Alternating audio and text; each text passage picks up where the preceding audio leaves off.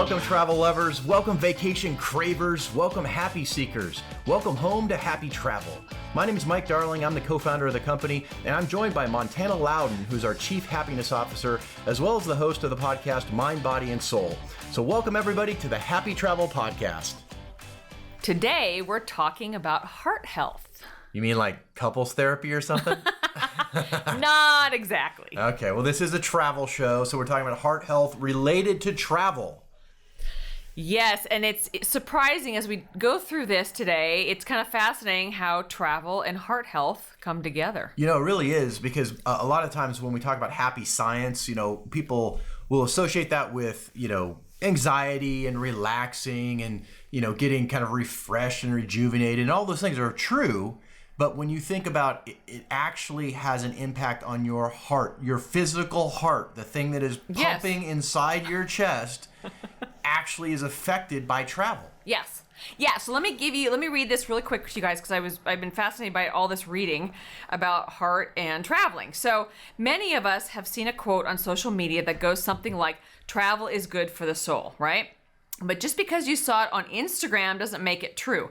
What if we told you we actually have scientific evidence that that quote is real? So, with only 46% of Americans using their paid vacation time and less than 40% of U.S. citizens owning a passport.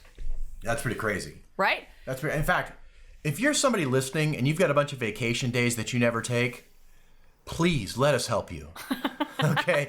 You need to take those vacations. Yes, and if you don't own a passport, please get a passport. Yeah, in fact, it takes a while to get a passport right now. Yeah, it does. The government is probably the least efficient thing in your life, and so if you need a passport, you need it now. If you need a passport next year, you need to start it now. And you need a passport to go on some amazing vacations and have some amazing adventures, right? Yeah, you do. It's for your health. You do, but I want to get back to a second for this vacation days thing, okay?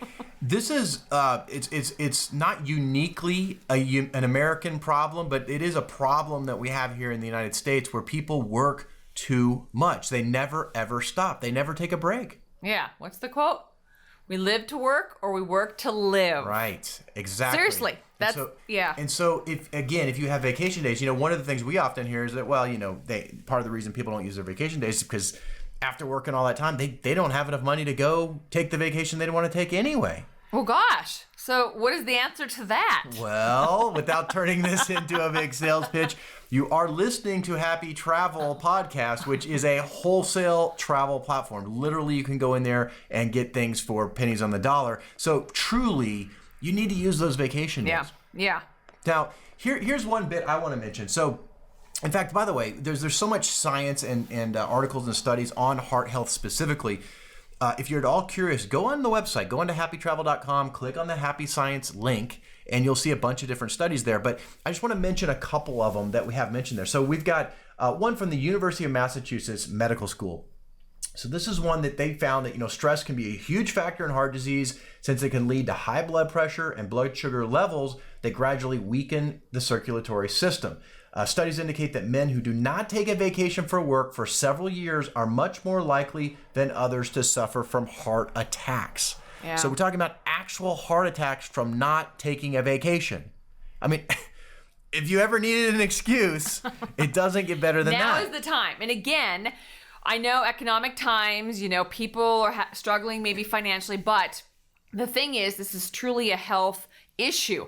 People are working too much. So take those days, get away. And again, you don't have to go across the world. You don't have to go for 2 weeks. You can go for a few days. You can go somewhere where you haven't been. Just get out of the house, get out of your normal routine. It does wonders. Absolutely. In fact, I'm going to quote from another study here, because this one really got me. I mean, this is like pretty, we joke around a lot, but this is actually a pretty serious thing. So this is a study published in year 2000. It looked at 12,000 men over a 9-year period. So that's a substantial study. That's not like a small grouping. That's a huge population over a long period of time. And they were specifically looking at people who were high risk for coronary heart disease. So again, 12,000 men over a 9-year period. And what they found is that those who failed to take an annual vacation had a 21% higher risk of death Death.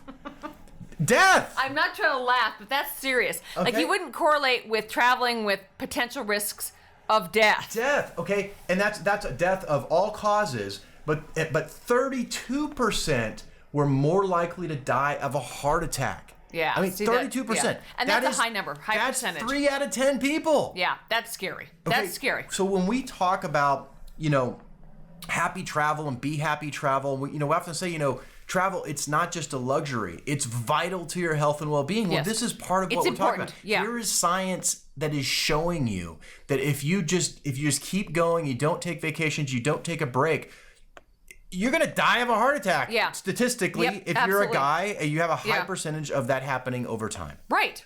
So the next time you're contemplating skipping a special occasion that requires a flight or put planning a trip on hold, you might want to reconsider that choice, okay? Taking that trip can be beneficial to your health, especially your heart health. The U.S. Travel Association found that those who don't make time for vacation are more susceptible of developing heart disease. Crazy. Absolutely. And Yeah. you mentioned before that, it doesn't have to be a 14-day vacation or something crazy. I mean, if you have time to do that, by all means, do it. Or if you have time to take like 2 week-long vacations in a year, do that. Yeah. God knows that the price is not going to be a factor if you're on Happy Travel. So it really is just the amount of time that you want to take to do it. And, it's interesting if you think of it like this way. Taking a trip, even let's say you go for a few days, to the state next to you, it's far less to do that than it is for medical bills. Absolutely.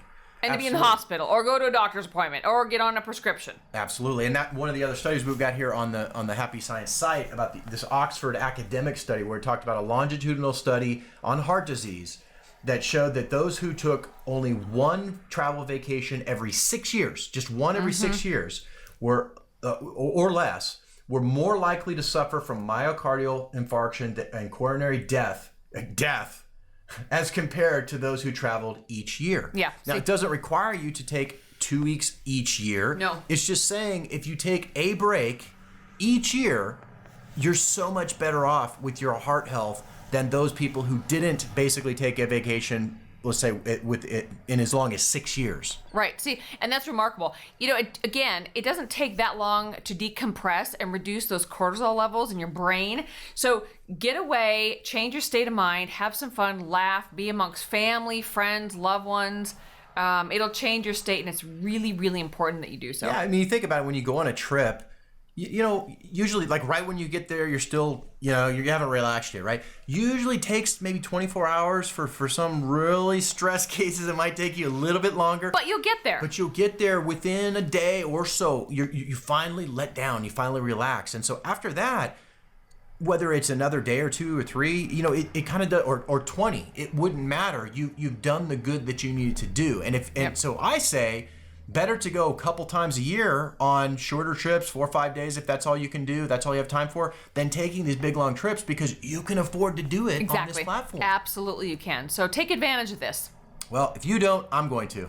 I think we're both going to. All right, well, that's probably about enough out of us this week, but I will tell you, this is no laughing matter. We are serious as a heart attack. Ha, ha, ha. All right, we'll see you guys next week. Ciao for now. Bye.